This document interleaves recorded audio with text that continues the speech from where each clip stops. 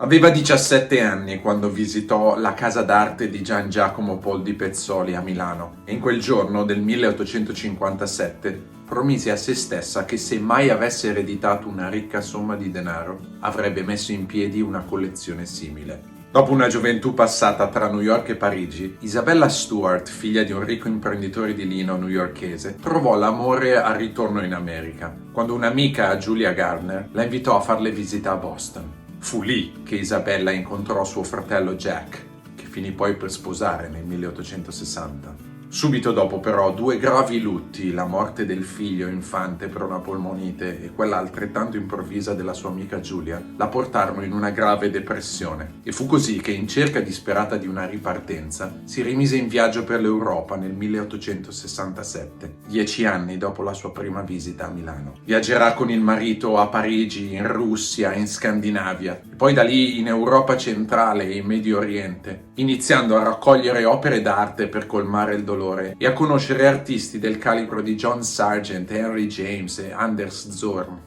Fu nel 1891, quando ereditò la fortuna di suo padre, che iniziò a concentrarsi sull'arte rinascimentale e divenne un'assidua visitatrice dell'Italia, in particolare di Venezia, dove mise in piedi a Palazzo Barbaro un circolo di artisti anglosassoni e dove il pittore svedese Anders Zorn la immortalò in un famoso ritratto del 1894. Isabella Stewart Gardner acquisì in Italia numerosi oggetti d'antiquariato e quadri, grazie all'aiuto di Bernard Berenson, il critico d'arte di Harvard, che in quegli anni catalogò tutti i dipinti del Rinascimento italiano e che configurò a Settignano, vicino a Firenze, un nuovo centro studi a Villa Itatti, quel Harvard Center for Renaissance Studies che ancora oggi richiama studiosi da tutto il mondo. Grazie al suo mentore Berenson, Isabella divenne un punto di riferimento per moltissimi artisti contemporanei e costruì una collezione di tutto rispetto, da Beato Angelico a Botticelli, da Tiziano a Velázquez,